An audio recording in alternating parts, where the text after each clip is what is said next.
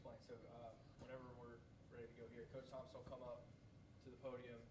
He'll have an opening statement, and then it'll run just like our regular press conferences. We got the microphone, so just raise your hand. We'll bring you the microphone for questions. When Coach Thompson is done, we've got the assistant coaches here. They'll just be available. You can just go to them. We won't bring anybody else up to the podium. We'll have a little bit of time for that after the press conference. All right? Okay, now head coach Brett Thompson. Thanks, Derek. Well, it's a great day to be a Citadel Bulldog. I know that. First of all, the staff is here. I want to thank the staff because without them, this class wouldn't be possible. We're going to sign 17, or we signed 17 today, and we signed 17 young men that we think are going to be not only great football players here, but they're going to be a great addition to our Corps of Cadets. They're going to be leaders here, and we're really excited to have these guys here. We placed high priority on guys that are going to fit into what we wanted to do offensively. So you'll see a lot of different guys that are going to probably transition to some positions, but really there's a lot of guys that we think are really good football players that are going to be able to do exactly what we want them to do. We've been here for 2 years. We've got a good idea of what offensively we want and defensively we want, and as well as what's going to fit for the Corps Cadets. We also have we've built this class based upon a lot of our needs. We've got some needs on the offensive side that we've addressed. We've got some needs on the defensive side that we've addressed, as well as our specialist. I think with the kicking spot right there is we're going to have a little bit of help at kicker, so we're able to sign a kicker, and we're very fortunate for that. Every signing in this class is great. They've got 3 state championships. They've all got postseason experience. So really, this is a great class that knows how to win. Overall, I'm excited about these 17 young men that we've added to our program. First of all, we've got Logan Bailey, Chapin High School. He's a great young man. He's a local guy right up the road in Columbia, South Carolina. He has been an excellent playmaker. I think he's a winner on the field, and it always helps to have a finalist for the Mr. Football South Carolina.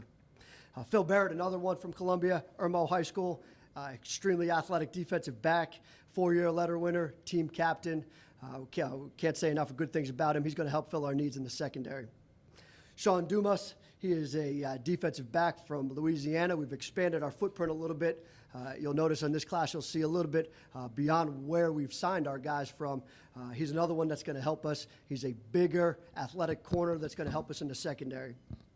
Jacob Godek, I spoke of before, a specialist. He's a kicker out of Florida. He has got two field goals out of one's 57 yards and one is 54 yards. So we're excited to have that. If you watch him on film, he's able to put the ball into the end zone. So he's going to make our kickoff team that much better.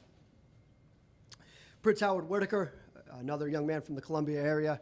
We've got plenty of guys from this high school. It's Spring Valley High School. They do a great job there, run a very similar system on offense.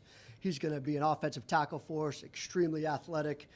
Really excited to have him. And they've got really excited to have another guy out of that program come with us because everybody that we've had has really done a great job for us out of Spring Valley.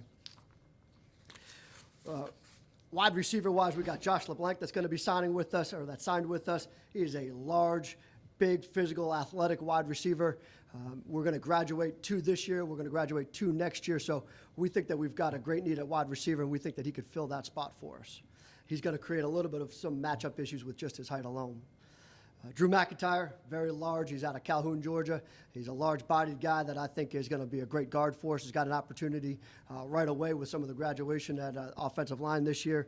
I think he plays with great pad level, finishes blocks, and he's everything that we're looking for on the offensive line. Happy to have him with us. Dijon Prophet, local talent, great get for us. He played in our offensive system. We've got some guys from Goose Creek High School with us. They do a wonderful job of coaching there at Goose Creek. He's another one. He's going to fill our need at wide receiver, goes up and gets the football, so we're extremely excited to have him. Brandon Rainey led his team to the 5A state championship in Georgia this year. He is a physical, tough runner. He's a great leader on and off the field. He is academically a great student. We're really excited that he's got an opportunity to come in here and help us at quarterback. Joseph Randolph, he's going to continue to bolster our defensive line. We had a good defensive line class last year. We were going to play him on the edge. He's going to give us a good size presence at the 5 technique, and he comes from a great program as well at Jefferson High School in Georgia. Rashad Riley, right up here at Calhoun High School, Calhoun County High School in South Carolina. He's another one of our wide receivers. As you can see, it's a major influence this year was trying to get to those wide receivers and trying to get those guys into our program. He is going to be another one that's got he's a great blocker, he's a great route runner, and he's going to have some explosiveness about him. Jeremy Samuels out of West Orange, Florida. He is a big run-stopping linebacker who plays great in space. I think he's a tremendous football player. When he came on campus, I really enjoyed his visit, and I too think that he's going to fill a little bit of our need at linebacker this year. Chance Steverson, another one of our Houston guys. We've got him in the secondary. He had 7 interceptions last year. So we're really looking for him to come in and really have a chance to learn a little bit of the defensive back and then eventually get some time on the field at some point. A.J. Stokes, another defensive lineman. We're going to play him at D-line this year.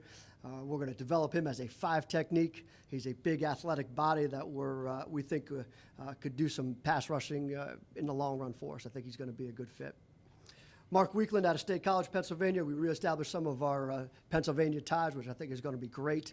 He is a offensive lineman that's got a bunch of versatility. He can play offensive tackle. He can play offensive guard. He's got great feet. Love the way he finishes blocks. I really like the way that Mark plays. Rowley Webb, he's another one. He's from the same high school as Brandon Rainey. Was part of that 5A state championship team in Georgia. He's a big safety right now. He's a 6'2" safety that we're going to transition probably down and into a linebacker spot, but shows great range on film and covers a lot of ground and it makes a lot of tackles on film. Denzel Wright is the final one. He's another linebacker out of Grayson. We're in the process of trying to create a little bit more athleticism up front. We're going to try to move him up, transition him up to the 5 technique, play a little bit of defensive end for us, and try to create a little bit more of a pass rush off the edges for him. And that's all 17 of them there. Just quickly, just a brief statement about them. Any questions? Coach, can you talk about the recruiting of Logan Bailey and when that started and how it sort of developed? That relationship goes all the way back to the summertime.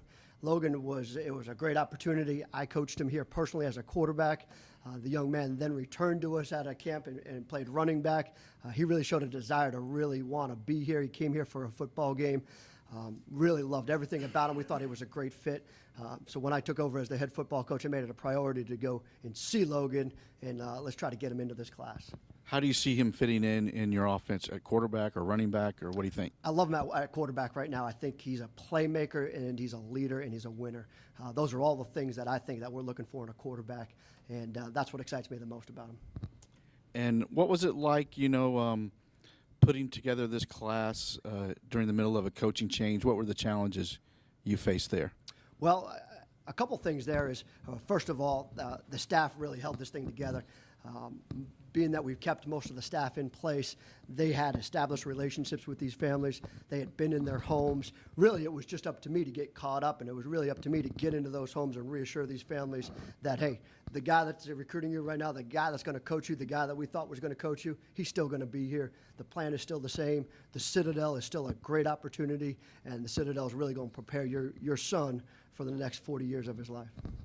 Was the transition pretty much what you'd hoped it would be from you taking over as far as how you were able to recruit these kids in? I think it was about as good a transition as it could have been. I thought it went as smooth as it possibly could. But once again, I give a lot of credit to our position coaches and our recruiting coaches there. They did a great job of communicating with our recruits, and they did a good job of really just staying in contact with our recruits and reassuring those recruits there's a 48-hour time frame where they didn't really know, but reassuring those recruits after that 48-hour time frame that, hey, the plan is still in place. This is a great place for you, and we're all still here. We're all committed to being here.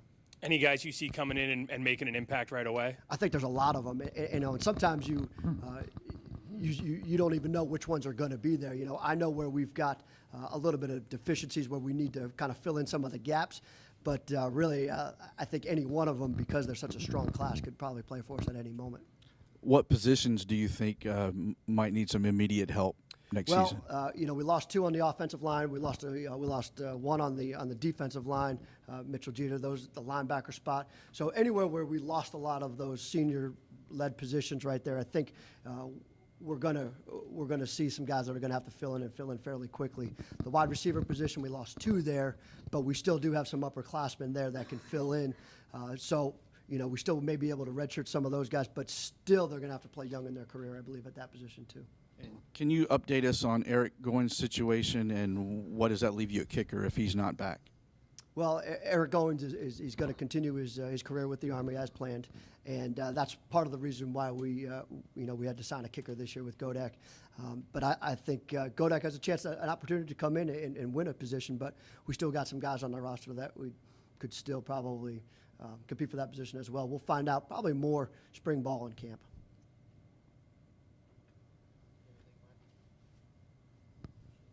Anything else for Coach Thompson?